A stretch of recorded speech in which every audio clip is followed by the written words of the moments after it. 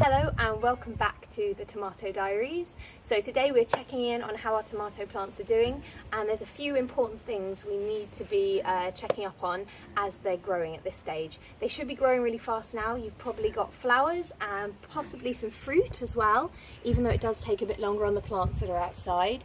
So a few things we should be doing now is regularly feeding them, as we mentioned in the last tutorial, making sure they're getting enough nutrients at this stage. As soon as they're flowering, they want to be fed really regularly all throughout the flowering and fruiting period.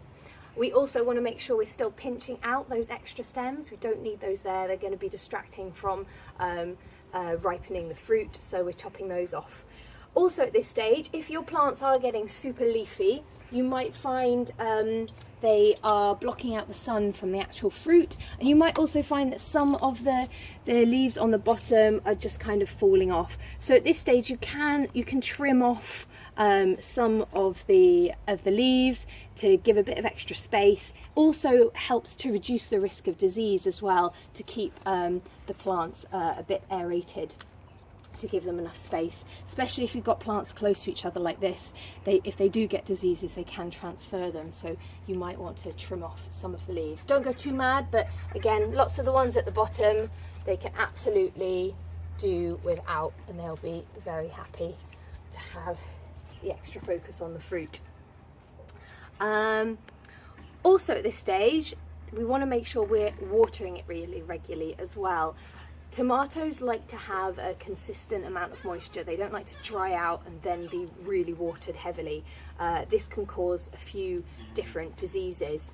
One of them that's particularly common in container grown tomatoes is blossom end rot. So what can happen is, if you don't water your tomatoes regularly, the root systems will dry out and they won't be able to take up the nutrients they need to feed the tomatoes. And where the blossom has come off on the end, this one isn't happening, we're all good here, no blossom end rot, but you'll get a black patch all around the bottom here. And that is the rot, and that will have happened. That means your tomatoes have dried out. So try to keep them regularly watered. Don't let the roots dry out. But if you do get blossom end rot, it's not the end of the world. You can just chop off that bit of the fruit and use the rest of it. Some other diseases, however, do mean that your tomatoes are fated to die. If you get blight, which again, if you've got your crops outdoors, if you get way too much rain and they're really wet, this can sometimes happen. Same thing that happens to potatoes as well. They're the same family. So that's another tip as well, actually. Try not to grow your tomatoes and your potatoes close together, because that would mean a transfer of diseases as well. If you do get blight, unfortunately you need to get rid of the plant that has got blight. Destroy it and wash your hands, and make sure you don't transfer that to any of the other plants.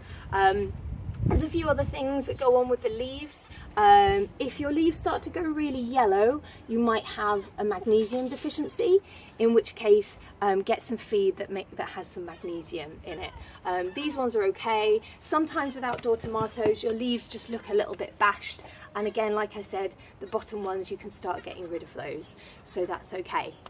If you want to take a look over here, I went away for a little bit, and some of my tomatoes went a little bit wild, because these are the ones I've planted in the ground, so they're growing at quite a fast rate. So if you have a look at the top here, you can see where I wasn't quick enough to pinch it out, we've got 2 stems on this plant.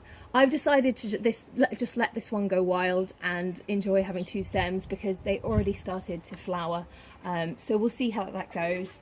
It might mean I just pinch those off a bit earlier at the tops, so I can make sure that we get lots of fruit on those.